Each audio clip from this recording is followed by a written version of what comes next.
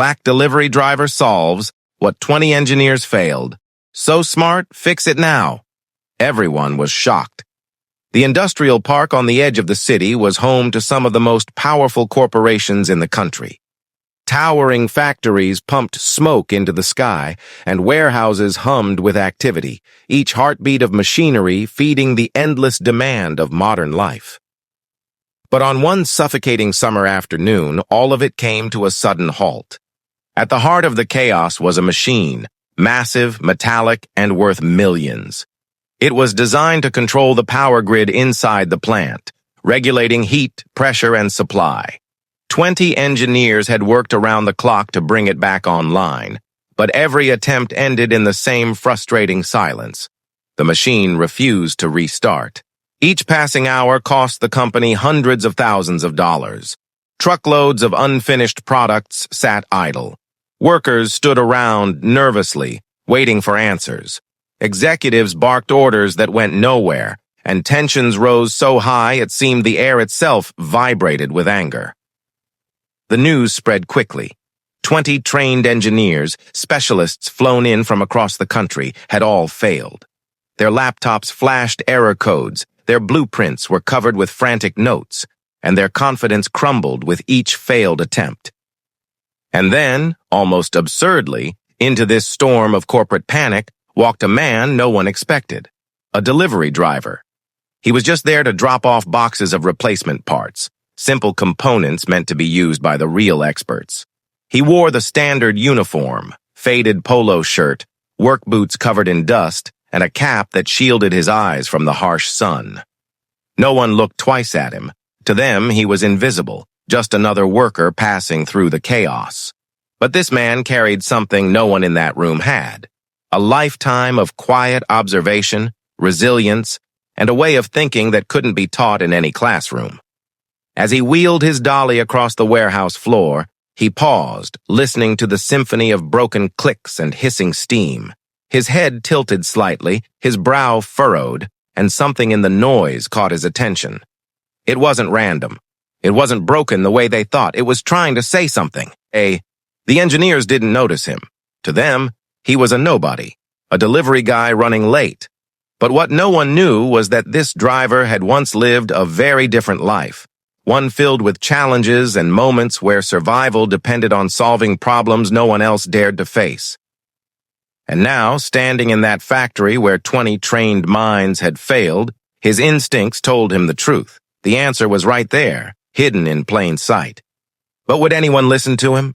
The story of how a man dismissed because of his race, his uniform, and his job title solved what 20 engineers couldn't was about to unfold, and it would shock everyone in that room to their core. The delivery driver stacked the heavy boxes by the loading dock, as he had done countless times before. But this time, his attention wasn't on the packages. It was on the massive control system looming in the center of the plant, a hulking steel beast of wires, switches, and blinking lights. Its silence filled the factory with dread. He lingered longer than he should have, eyes narrowing as he caught a faint, irregular rhythm in the machine's failed startup attempts. To most, it was just noise. To him, it was almost like a stutter, a hesitation that reminded him of an old car engine he'd once fixed in his neighborhood, back when no mechanic would even bother to look at it. The engineers were gathered in a tight circle around their laptops, muttering jargon, frustration dripping from their voices. One of them slammed his fist against a table, cursing under his breath. Another buried his face in his hands. They had checked every code, rerun every diagnostic, and still nothing. The driver shifted his weight, leaning closer to the machine. His sharp ears picked out another strange detail. The hissing sound of the release valve was off. It wasn't just malfunctioning. It was releasing pressure at the wrong intervals. That tiny mistake could cascade into everything else failing. His gut told him something crucial. The problem wasn't in the advanced software the engineers obsessed over. It was mechanical, simple, almost insultingly so. But in their panic, the experts were too deep in theory to see it. For a moment, he thought about walking away. It wasn't his problem. He was just the delivery guy.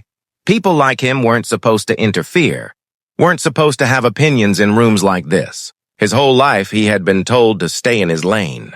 but something inside him refused to stay silent. Maybe it was pride.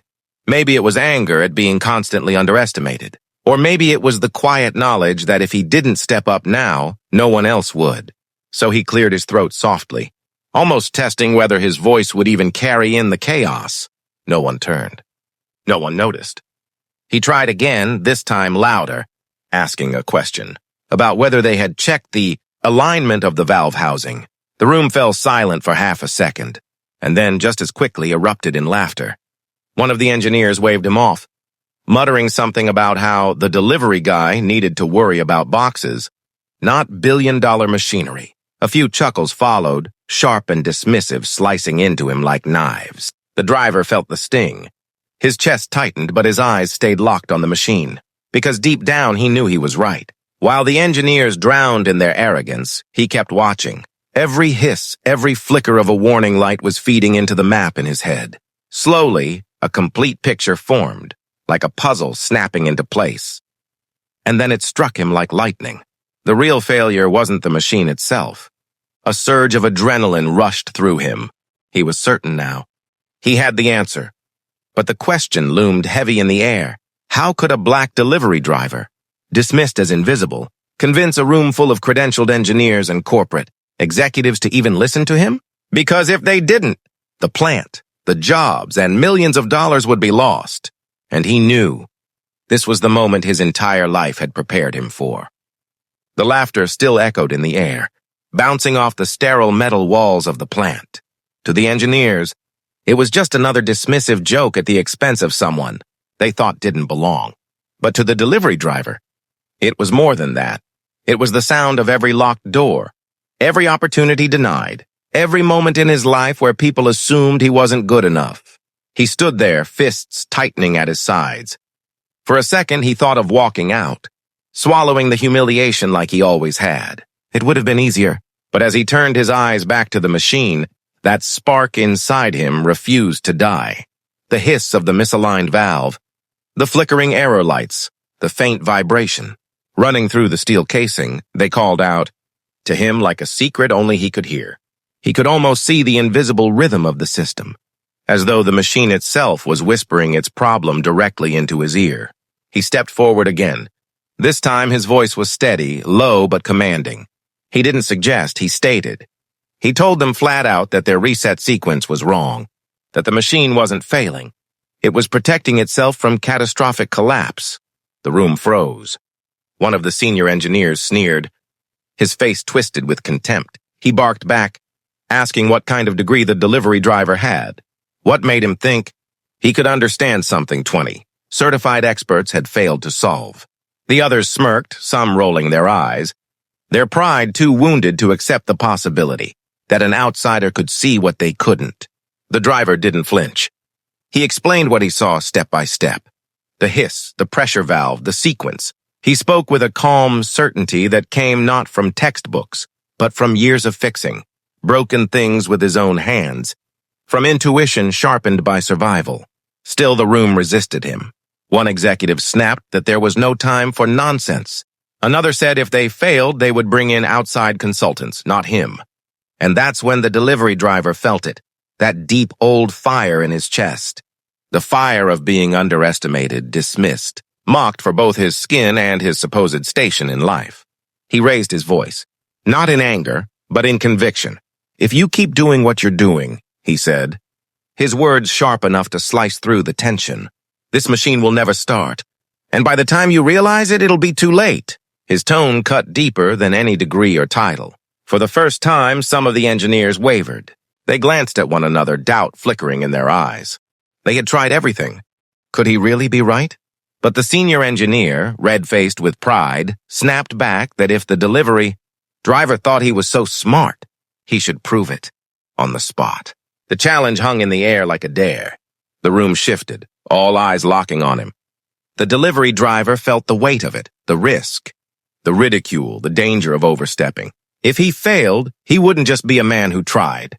He'd be remembered as the fool who thought he could play engineer. But deep in his gut, he knew. He wasn't guessing. He had seen the truth in the machine's rhythm. So he stepped forward. Slowly, with steady hands, he placed his box cutter on the table. leaving behind the identity they had given him, that of just the delivery guy. Now, he was ready to show them what he really was, because if they gave him even one chance, just one, he would not only fix the machine, he would rewrite how they saw him forever. The factory floor went silent, every hum and clatter of machinery seeming to fade into the background. Dozens of eyes followed the delivery driver as he moved toward the massive, half-dead machine.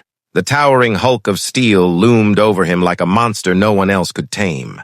He was dwarfed by it, and that was exactly what the engineers wanted to see. Confirmation that this outsider didn't belong. A few muttered under their breath, smirking, certain that within moments he would embarrass himself and slink away. But the driver wasn't rattled. He studied the console with the intensity of a chess master, staring down the final moves of a grand match. He didn't touch anything yet. He listened. He watched. He crouched low, placing his palm against the vibrating casing, feeling the rhythm of the machine as if it were alive. Then, with deliberate calm, he began tracing the cables and valves. His eyes followed the wiring until he stopped at a junction, box most of the engineers had dismissed as irrelevant. He saw it instantly. A tiny misalignment, the kind you'd never catch unless you'd spent a lifetime repairing things no one thought could be fixed. One of the executives scoffed, impatient. What's he even looking at? He's wasting time. But before anyone could stop him, the delivery driver opened the junction box. His hands moved quickly but carefully, rerouting the power feed through a sequence none of the engineers had considered. Sparks hissed, the machine groaned, and the engineers stepped back, suddenly less confident. The driver didn't hesitate. He explained what he was doing as he worked, his voice steady. The system, he said, wasn't broken. It was choking itself, cycling in a loop because of one flawed reset pattern. Fix the sequence, and the machine would breathe again. They laughed at first. Then the error lights blinked. Red, yellow. Then green. The room gasped. The machine roared to life, gears whirring with renewed power, the hydraulics hissing like a beast awakening from sleep. Alarms cleared, pressure stabilized, and the monstrous device began running smoother than it had in weeks. Every engineer froze, staring at the impossible. He had done in minutes what 20 of them hadn't managed in months. The senior engineer who had mocked him turned pale. His smirk wiped clean as if someone had pulled the ground out from under him. Executives exchanged stunned glances, some whispering in disbelief. Workers on the floor broke into applause, unable to hold back their awe. And the delivery driver? He didn't gloat. He didn't grin in triumph. He simply stood back, wiping the grease from his hands onto his worn shirt, and looked at the machine as if he had only done what was natural. But inside, he knew. This was bigger than fixing a machine. This was proof. Proof that the walls they had built around him, the labels they had forced on him, could not contain what he truly was. And yet the most shocking part had not even come to light. Because while the crowd was still stunned by the machine roaring back to life, someone was about to step forward with a revelation that would flip the entire room upside down. The applause echoed across the factory floor, but the delivery driver stood still, his expression calm, almost detached. He didn't seem hungry for recognition, though the moment was extraordinary. To him, it wasn't about glory, it was about truth. The executives huddled together, their whispers sharp with disbelief. 20 engineers, each highly paid, highly trained, and endlessly praised, had failed. And yet a man who had walked in with a delivery box, wearing a faded uniform and carrying the weight of countless dismissals, had succeeded in reviving the factory's lifeline. One executive finally stepped forward, his voice trembling between awe and denial. How did you even know? But before the driver could respond, an older man emerged from the crowd of workers. His presence carried weight, his hair silvered, his posture straight, his eyes sharp with memory. He had once been the chief systems architect of this very plant, retired before most of these executives even held their positions. He looked at the driver long and hard, as if confirming something buried deep in his past. Then he spoke, and his words dropped like thunder.